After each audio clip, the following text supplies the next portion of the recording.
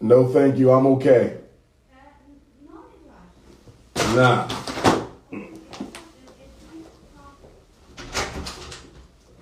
Nah. I checked it late, Mama, so I'm okay.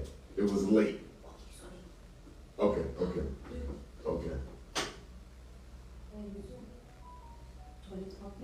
Thank you, Mama. Okay. Thank you. All right.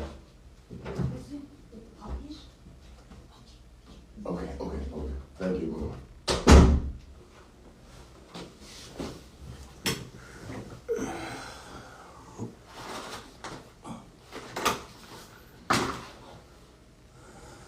The hospitality is pretty good in Europe. The hospitality is pretty good in Europe.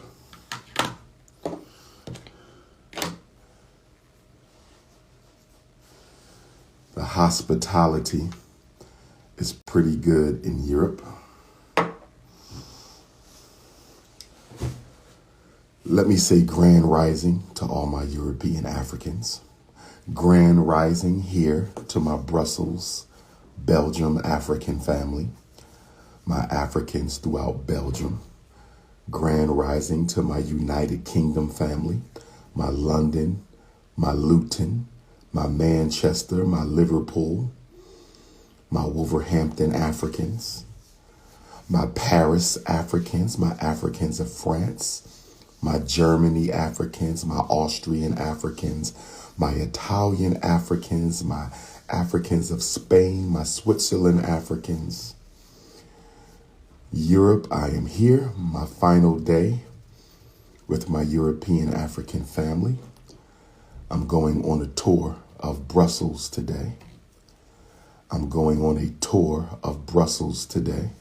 Shout out to the Afro Boricuas. Shout out to the Afro Latinas. I got about 15 minutes and I want to talk to young Pan-African organizers and revolutionaries. I got about 15 minutes and I want to talk to young Pan-Africanist organizers and revolutionaries. I want to give you some revolutionary wisdom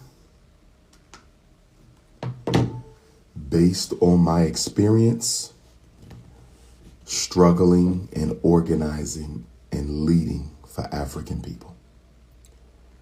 Number one, check your ego. Young African leaders, student leaders, college leaders, high school leaders, young adult leaders, check your ego. If your ego is more important than the people, then you are not serving the people. You're serving yourself.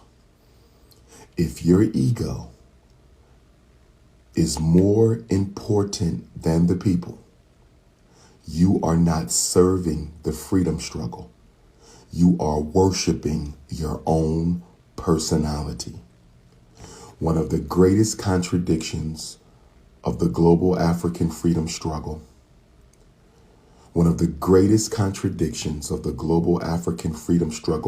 has been the illusion carried by many Black revolutionaries and leaders and activists. The psychological illusion that they were serving the people when they are really only serving themselves. Too often throughout our history in Africa, in America, the Caribbean, Central and South America, Europe, Australia, study Black leadership from an egotistical perspective. Study the ego of leaders, and you will see that many of our leaders were never about serving the people. They thought they were. Serving the people was a means. Serving the people was only a means towards them fulfilling their own personal selfish agenda. I'll give you an example. In Africa, you have had leaders who claim to be about the people, but they only used their public office to enrich themselves. They've only used their public office to extend their economic holdings. They only use their public office to help their friends and their families. They might have been good talkers. They might have been intelligent men or women. But guess what? Serving the people was not the goal. Serving the people was the means to the goal. We have American African leaders. At least two of them I could think of off the top of my head. They've been around for a nice amount of time. They don't serve the people. They serve themselves. They have just deluded the people into thinking they serve the people. They have never been about the people. They have been about the worship of their own personalities. Here's the best test of whether or not you're serving the people. Here is the best test of whether or not you are serving the people. And that is when a better person comes along. Not necessarily a better leader, but including a better leader. Let's say someone comes along who's a better speaker than you, a better writer than you, a better interviewer than you, a better analyzer than you. Do you give them the ability to use their God-given talents to serve the people? That's the simplest test of whether you are a real leader. A real leader, a real organizer, a real servant of the people does not get afraid, doesn't get fearful, doesn't get jealous, doesn't get envious when someone better comes along. You gladly, assuming they are serving the people and not themselves. But if they are a people servant and not an ego servant, if they are a people servant and not an ego servant, if they are a people servant and not an ego servant, when they come along, you gladly give them the opportunity to lead, to show their skills, to get involved, to organize. But if you are like so many black leaders we've had around the world, if you are like so many black leaders we've had around the world, you will sabotage them. You will stifle them. You will slander them. You will undermine them. And you might even kill them. Black leaders have been murdered. In fact, one of the biggest reasons for the assassinations of black leaders, second only to European imperialism. The second biggest reason for the assassination of African leaders around the world, second only to European imperialism, has been the ego of a Negro. That has been the second leading cause of assassination. The ego of the Negro. Which takes me to my next lesson. Make sure you can trust the people around you. Make sure you can trust the people around you. Make sure you can trust the people around you. Because guess what? Being a popular organizer, being a popular activist, and I speak from experience, it's a double-edged sword. It's a gift and it is a curse to be popular. The gift is you can reach the people. The gift is you can inspire the people.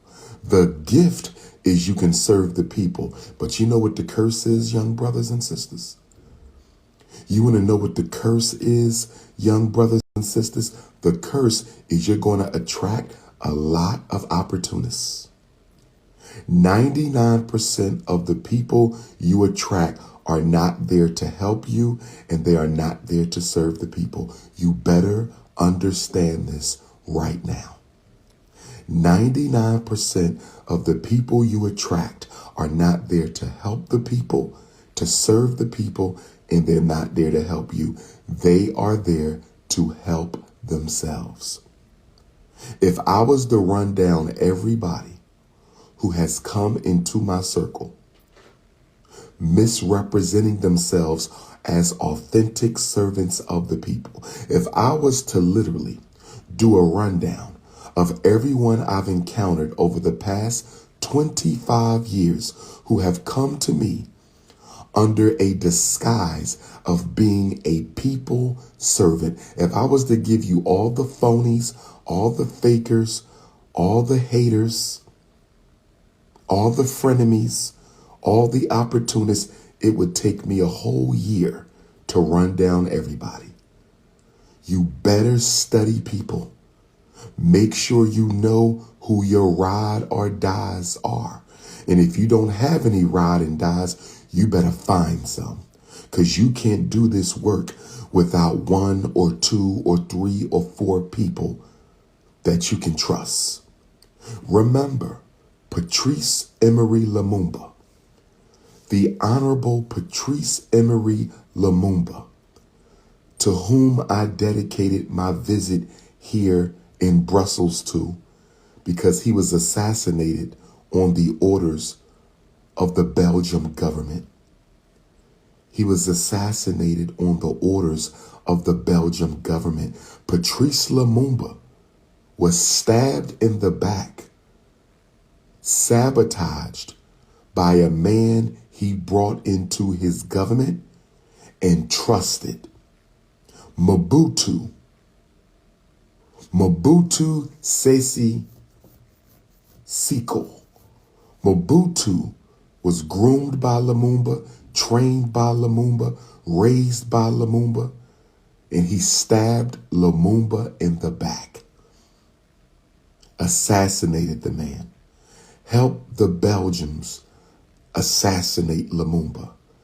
And it was the Belgian government that ultimately oversaw the execution. Patrice Lumumba, although he had millions of supporters, he only had 2 men who went to the grave with him, 2 friends so committed to the liberation of the Congolese family. He only had 2 friends so committed to the liberation of the Congolese family that they went to their death with the Honorable Patrice Lumumba. He was loved by millions, supported by millions, but only 2 of them were courageous enough to stand by Lumumba even until their death. Let me give you a little secret on studying people. Put them to work. Let me tell you a tried and tested strategy for exposing hypocrites in your organization. Let me give you a tried and trusted strategy for exposing opportunists in your ranks. Give them work. One thing about phony people, one thing about opportunists, one thing about agents and infiltrators and provocateurs, they cannot serve somebody they do not believe in. If you have people in your circle who you don't trust, put them to work. Put them to work. A phony and undercover hater, they cannot help you advance your goals. Trust me. Trust me on this. They cannot do the work. They may do it initially. They may do a couple things well, but if you keep them busy with work, sooner or later, they will crack because they are not there to help you. They are there to help themselves. And all you have to do is work them into leaving your organization. They will leave. They will leave. The reason why so many of these phony people survive being around us for so long is we never put them to work. We never put them to work. If you never put them to work, you don't know who's real. The phonies often have high energy in the beginning. The phonies often have high energy. They very dedicated in the beginning. They are very dedicated in the beginning. But let a few months go by. Let a few years go by and they will stop serving you. They will stop serving the people because they're not there to serve the people. They are there for a personal goal to be fulfilled. This is why you have to make sure your organization is not an intellectual masturbation club. If your organization is not about serving African people, if your organization is not about struggling for African people, if your organization is nothing more than an intellectual masturbation club, the haters will prosper. They will grow. They will recruit people in your organization. They will undermine you and they will destroy you. You know why? Because you're not working. You are not serving the people. You have an intellectual masturbation movement. And in an intellectual masturbation movement where people are not expected to do work, they can sabotage, they can undermine, they can infiltrate, they can manipulate because you are not giving out assignments. You are not giving out work assignments. Your organization only exists to come together and talk shit. Your organization only exists to come together and talk shit. 90% of all the Black conscious organizations in the world, in Africa, here in Europe, the Americas, the Caribbean, Canada, and Australia, they only exist to talk shit, for ideological discussion, intellectual debate. There is no work and no serving of the people. If you can't put them to work, you can't test their commitment. If you can't put them to work, you can't test their commitment. If you can't put them to work, you can't test their commitment. Moving on to the next principle. Never let the people in your organization know what you are planning and what you are thinking all the time. If you are a verbally or emotionally undisciplined leader or organizer, you will fail. You will fail miserably and you will fail totally. You must discipline this mouth and you must discipline your emotions. As a good organizer, a good leader, you can never let everybody know how you feel. You can never let everybody know what you think. Some things must be kept close to your chest, because if they know how you feel about everything and everybody, if they know how you think about everything and everybody, they can chess move you in advance. The game of chess is about infiltrating the thoughts. The game of chess is about infiltrating the feelings. The game of chess is about infiltrating the strategy. To be a good leader, you must keep them guessing, even your closest. Even your closest. Because even if your closest is not a secret hater, even if your closest is not a secret hater, even if your closest is not a secret hater, pillow talk has destroyed many empires. Your right-hand man is loyal. Your right-hand man is loyal. Your right-hand woman is loyal. Your right-hand woman is loyal. But guess what? When they go home at night and their husband asks them, how's it going with the organization? When they go home at night and their wife asks them, what's going on with the organization? Pillow talk begins. Pillow talk begins. And guess what? Your right-hand man and your right-hand woman don't even know that their husband, their partner, their mate, their king, their queen has a best friend, a cousin, a brother, an auntie who can't stand your guts. Can't stand your guts. So your right hand is loyal, but your right hand is sleeping with somebody who is a friend of an enemy. Your right-hand man is sleeping with someone who is the friend or relative of a die-hard enemy. And this is why you must keep your cards close to your chest. Next point.